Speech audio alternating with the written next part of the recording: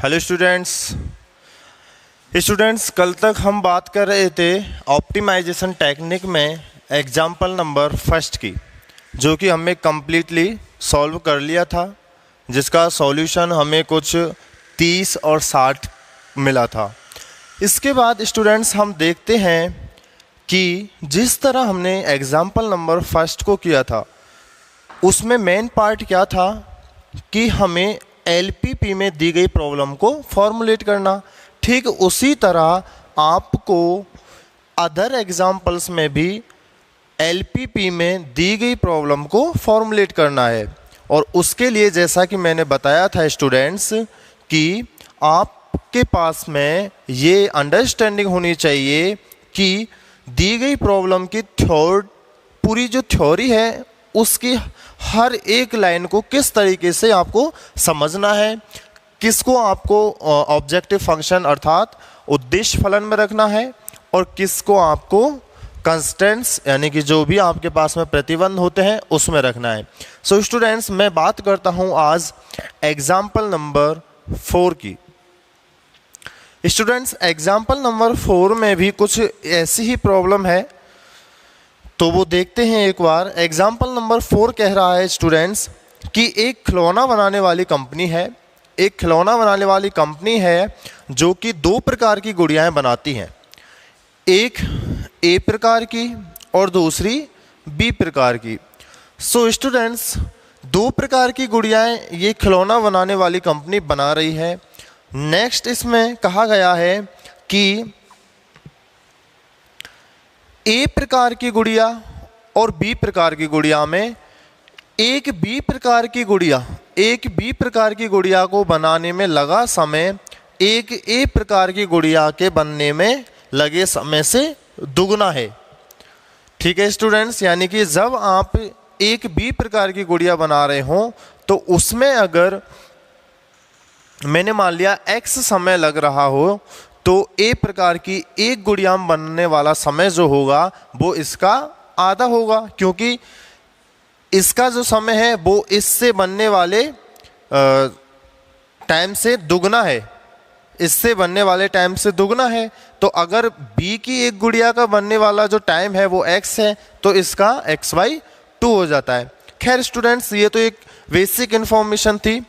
आगे चलते हैं कि कंपनी यदि ए प्रकार की गुड़िया ही बनाए, कंपनी यदि ए प्रकार की ही गुड़िया बनाए तो अधिकतम 2000 गुड़ियाएँ ही बना सकती है।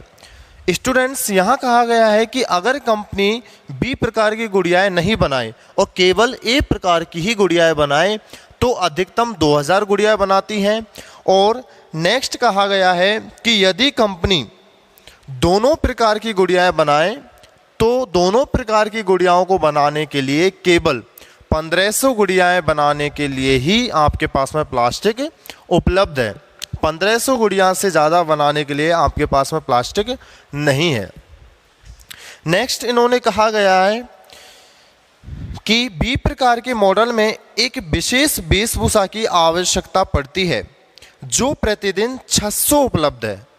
इसका मतलब स्टूडेंट्स, इन्होंने बताया है कि बी प्रकार की गुड़िया जब आप बना रहे होते हैं तो इसमें एक एक्स्ट्रा थिंग, जैसा कि हमने पिछले एग्जाम्पल नंबर फर्स्ट में देखा था कि जब आप बी प्रकार का उत्पादन कर रहे होते हैं, बी प्रकार के प्रोडक्ट का, तो वहाँ एक एक्स्ट्रा कंडीशन भी वहाँ हमने देखी थी। तो ठीक वही एक्स्ट्रा कंडीशन यहाँ भी है जो कि इन्होंने बताई है कि बी प्रकार के मॉडल में एक विशेष वेशभूषा की आवश्यकता पड़ती है जो प्रतिदिन 600 उपलब्ध है। आगे, यदि कंपनी को ए और बी गुड़ियाओं पर अनुमानित लाभ क्रमशः 3 रुपये और 5 रुपये है, ए पर एक गुड़िया बनाने में लाभ 3 रुपये है और बी पर एक गुड़िया बनाने में लाभ 5 रुपये है, तो हमें क्या करना है? दी गई समस्या का अधिकतम लाभ हमें बताना है। सबसे पहले उसके लिए आपको दी गई प्रॉब्लम को एलपीपी में फॉर्मुलेट करना है मैथमेटिकली, और फिर ग्राफिकल विधि से आप उसका सॉल्यूशन फाइंड आउट करते हैं। सो स्टूडेंट्स, चलिए सबसे पहले मैं बात करता हूं उद्देश्य फलन की। उद्देश्य फलन चूंकि यहाँ पे किसका है? अधिकतमीकरण का। तो उससे पहले मैं स्टूडेंट्स मान लेता हूं कि माना ए प्रकार की x गुड़ियाएं बनती हैं और b प्रकार की y गुड़ियाएं बनाई जाती हैं। तो a प्रकार की x और b प्रकार की y गुड़ियां बनाई जाती हैं। अब क्योंकि स्टूडेंट्स हमें कहा गया है कि a प्रकार की एक गुड़िया को बनाने में 3 रुपए का लाभ हो रहा है और b प्रकार की एक गुड़िया बनाने में 5 रुपए का लाभ है, तो कुल लाभ कितना हो जाता है? ए प्रकार की एक गुड़िया को बनाने में 3 रुपए का, तो x गुड़िया बनाने में 3x रुपए का, प्लस बी प्रकार की एक गुड़िया को बनाने में 5 रुपए का, तो y गुड़ियाओं को बनाने में 5y रुपए का। इसका मतलब स्टूडेंट्स ये हुआ कि जो टोटल प्रॉफिट है अपना वो z is equal to 3x plus 5y हो जाता है, जो कि हमें क्या देता है? एलपीपी के उद्देश्य फलन को बताता है, अधिकतमीकरण z is equal to 3x plus 5y। Next condition है स्टूडेंट्स कि इसने कहा है कि बी प्रकार की एक गुड़िया को बनाने में ए प्रकार की एक गुड़िया बनाने से दुगना समय लगता है। तो स्टूडेंट्स जब ये एक ए प्रकार की ही गुड़ियाएं बनाएं तो गुड़िया जो है वो अधिकतम 2000 बनती हैं। तो मैंने क्या किया स्टूडेंट्स, क्योंकि ए प्रकार की गुड़िया x है और बी प्रकार की गुड़िया है y। अभी मैं बी प्रकार की गुड़ियाओं को नहीं मेंशन कर रहा, एक बार मैं नेक्स्ट लाइन को इंडिकेट यहाँ पे कर देता हूँ कि जब हम दोनों ही तरह की गुड़ियाएं बना रहे हैं यानी कि x प्लस y, तब ये हो जाता है स्टूडेंट सब्जेक्ट टू कंस्टेंट। तो जब हम दोनों प्रकार की गुड़ियाएं बना रहे हैं तो कुल 1500 गुड़ियाओं के लिए ही क्या है? 1500 गुड़ियाओं के लिए ही प्लास्टिक उपलब्ध है।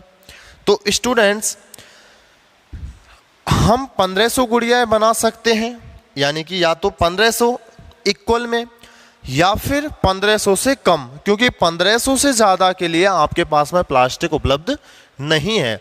तो यहाँ पे जो मैं साइन लगाता हूँ, जो साइन होगा अपना वो होगा लेस देन इक्वल्स टू का, यानी कि x plus y is less than equals to 1500। Next students मैं बात करता हूँ कि बी प्रकार की एक गुड़िया को बनाने में ए प्रकार की एक गुड़िया के बनने से दुगना समय लगता है, 2 गुना समय लग रहा होता है कंपैरिजन टू ए। तो इसका मतलब ये हुआ स्टूडेंट्स कि मैंने मान लिया कि मैं बी प्रकार की गुड़ियाएं बना ही नहीं रहा, बी प्रकार की गुड़ियाएं नहीं बना रहा, यानी कि केवल एक्स गुड़ियाएं ही मैं बना रहा हूं, तो वो अधिकतम कितनी बनती हैं? 2000। अधिकतम 2000 से मतलब है स्टूडेंट्स कि 2000 के बराबर हो सकती हैं, 2000 से ज़्यादा नहीं हो सकती, यानी कि x is less than equal to 2000। ठीक है स्टूडेंट्स। अब चूंकि मुझे स्टूडेंट्स ये बताना है कि x और y में यहाँ रिलेशन किस तरीके से हम इंडिकेट करते हैं, तो देखिएगा स्टूडेंट्स कि मेरे पास में मान लिया 24 आवर है, उन 24 आवर में मैं केवल और केवल ए प्रकार की ही गुड़िया बना रहा हूँ, बी प्रकार की एक भी गुड़िया मैं नहीं बना रहा। तो इस केस में मैं देखता हूँ कि मेरे 24 घंटे जो हैं वो केवल और केवल ए प्रकार की गुड़िया बनाने में वेस्ट हो जाते हैं। कितनी गुड़िया बन पाती हैं? 2000। ध्यान से सुनिएगा कि जब मैं इन 24 घंटे में केवल ए प्रकार की गुड़ियाएं ही बना रहा हूं तो 2000 गुड़ियाएं मैं बना पाता हूं।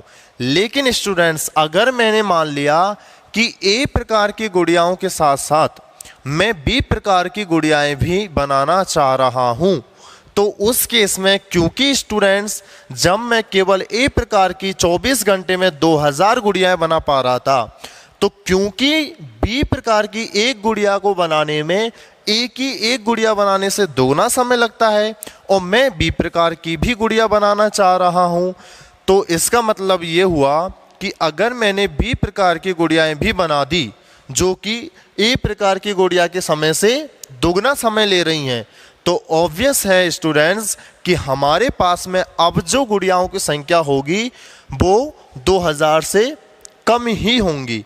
क्योंकि स्टूडेंट्स जब मैं ए प्रकार की ही गुड़िया 24 घंटे में बना रहा था, तब अगर 2000 गुड़ियाएं बनी तो अब तो मैं बी प्रकार की भी गुड़ियाएं बना रहा हूं जो कि ए प्रकार की गुड़िया से दुगना समय ले रही है। तो दुगना समय, इसका मतलब ये हुआ कि इससे कहीं ज़्यादा समय बी प्रकार की गुड़ियाओं को बनाने में लग जाता है।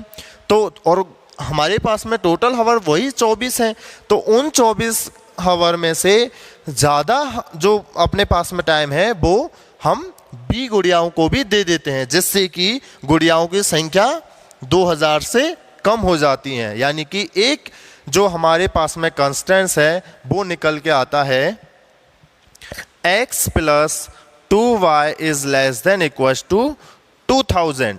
ठीक है स्टूडेंट्स, अब मेरे पास में एक और चीज़ बताई गई है कि जब मैं बी प्रकार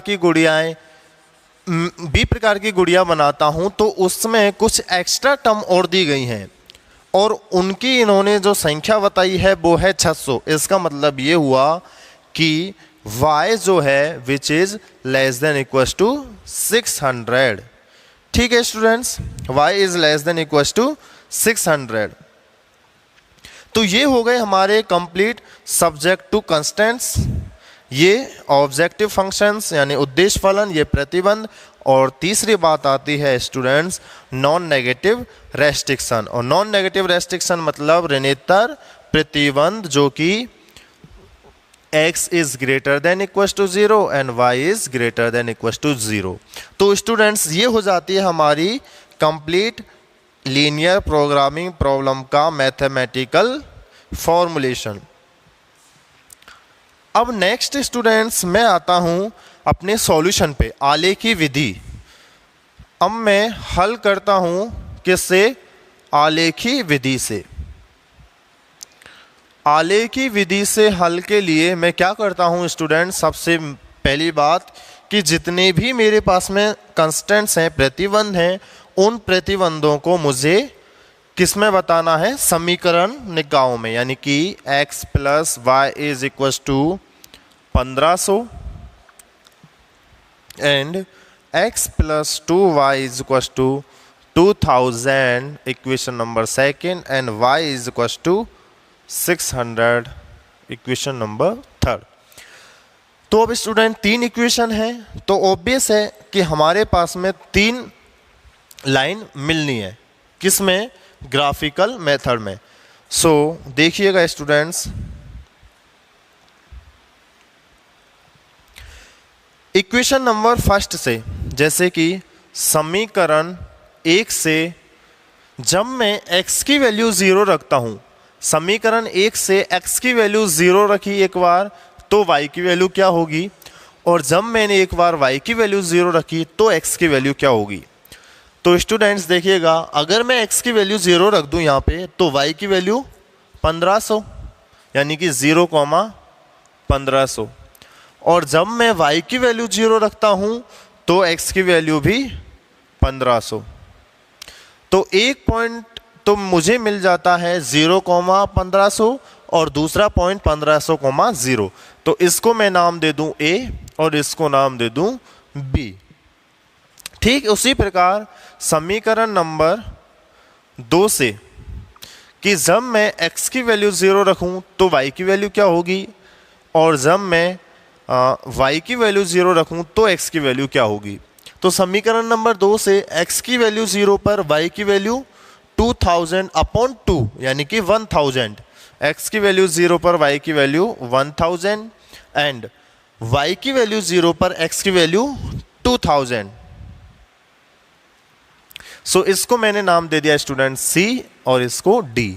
एंड नेक्स्ट समीकरण नंबर 3 से, समीकरण नंबर 3 से कौन सा पॉइंट मिल जाता है स्टूडेंट, चूंकि y जो कोऑर्डिनेट है, y कोऑर्डिनेट 600 है, तो x कोऑर्डिनेट क्योंकि ये बाय एक्सिस पर है तो बाय एक्सिस पर x कोऑर्डिनेट 0 यानी कि जो अपना A B C D E point मिलने वाला है वो कितना होगा, एक्स कोऑर्डिनेट 0 वाई एक्सिस पे और y coordinate is 600 and which is E point. ठीक है स्टूडेंट्स, अब हम इन सभी पॉइंट से लाइन बनाते हैं और लाइन के अकॉर्डिंग हम देखते हैं कि हमारा जो सुसंगत क्षेत्र बनने वाला है वो क्षेत्र कौन सा होगा और उन्हीं सुसंगत क्षेत्र में हमें कौन कौन से सुसंगत हल मिलेंगे और फिर उन सुसंगत हलों में कौन सा एक हल इष्टतम हल होगा जो कि आपको दी गई एलपीपी के उद्देश्य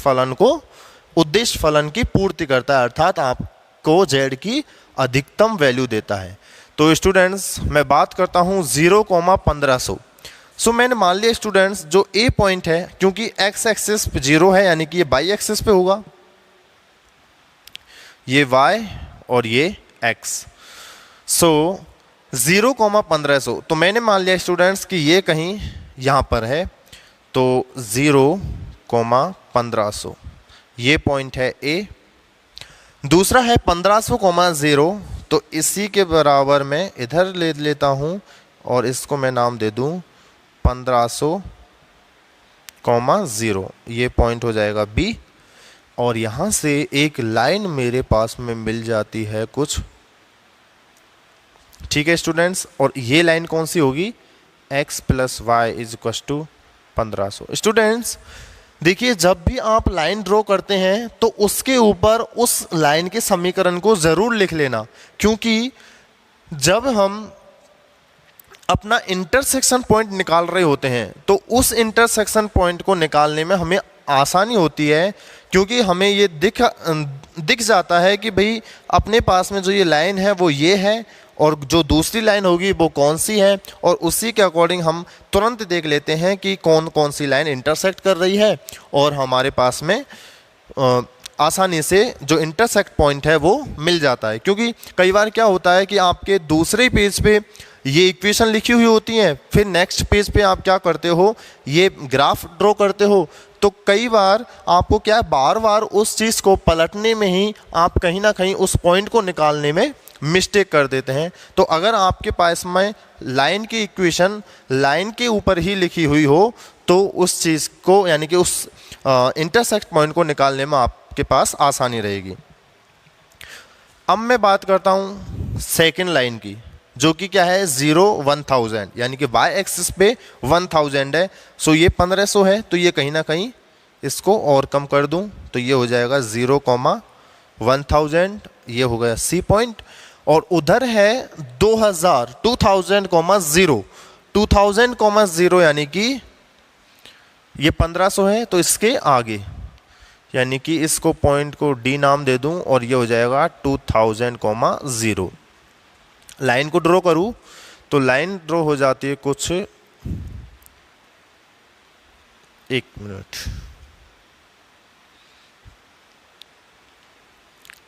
कुछ इस तरीके से, और इस लाइन पे आप लिख लेते हो equation of line x + 2y = 2000। ठीक है स्टूडेंट्स, दो लाइन मिल गई हमें। अब बात आती है तीसरी लाइन की, जो कि y = 600 है, यानी कि कहीं ना कहीं ये 1000 से भी नीचे यानी कि कहीं इधर दिख जाती है, यानी कि 6000 यहाँ पे होता है।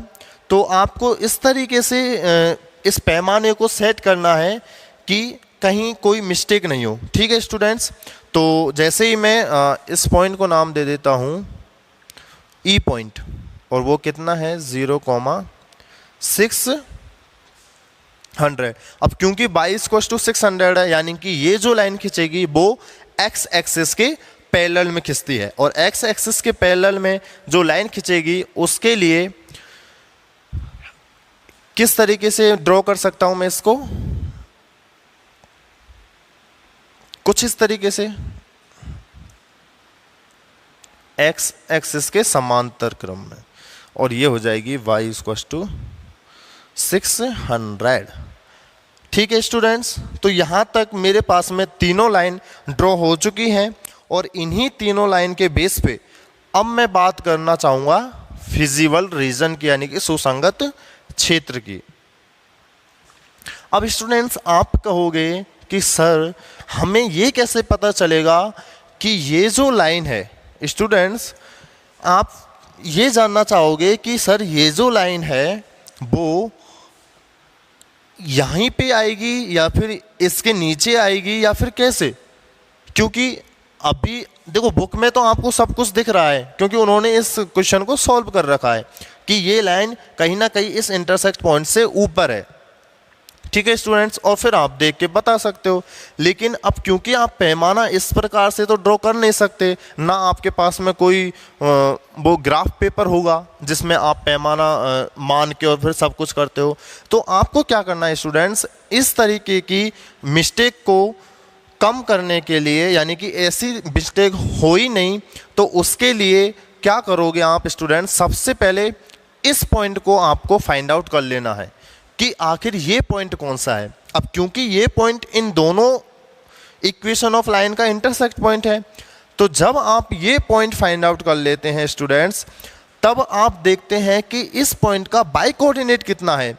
तो अगर इस पॉइंट का बाई कोऑर्डिनेट 600 से कम है तो ऑब्वियस है स्टूडेंट्स कि जो ये पॉइंट होगा, यानी कि जो ये लाइन होगी वो इससे ऊपर होगी। और अगर ये इंटरसेक्ट पॉइंट 600 से ज़्यादा है तो ये जो लाइन खींचने वाली है वो 600 से उस पॉइंट से नीचे की तरफ होगी।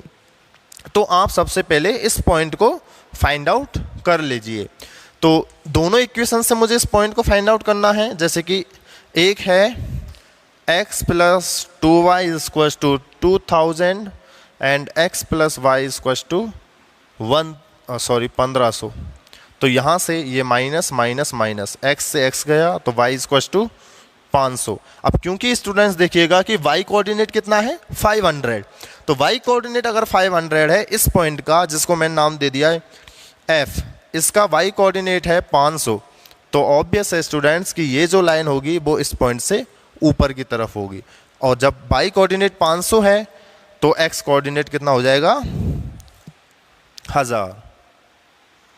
ठीक है स्टूडेंट्स, x कोऑर्डिनेट 1000 हो जाएगा। ठीक उसी तरह एक और इंटरसेक्ट पॉइंट जब आप इस लाइन को खींचते हैं तो एक इंटरसेक्ट पॉइंट ये मिल जाता है। अब क्योंकि स्टूडेंट्स यहाँ पे सारे से चिन्ह जो हैं वो लेस देन के हैं, तो लेस देन के केस में मेरे पास में जो फिजिबल रीजन एक बार मैं ड्रॉ कर लेता हूँ कुछ इस तरीके से। ठीक है, यानी कि ये फिजिबल रीजन हो जाता है और इसमें ये जितने भी पॉइंट होते हैं वो आपके सुसंगत हल हो जाते हैं। तो अब मैं ये पॉइंट निकालता हूँ जिसको G में नाम दे दूँ। तो अब क्योंकि स्टूडेंट्स देखिएगा ये जो पॉइंट है वो y = 600 और x + 2y = 2000 का इंटरसेक्ट पॉइंट है।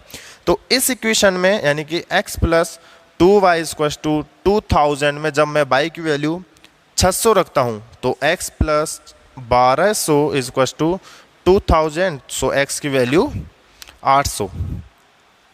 तो x की वैल्यू हो गई यहाँ से 800 और y की वैल्यू तो कितनी है 600। ठीक है स्टूडेंट्स, तो ये पॉइंट आपको मिल जाते हैं आपके इंटरसेक्ट पॉइंट।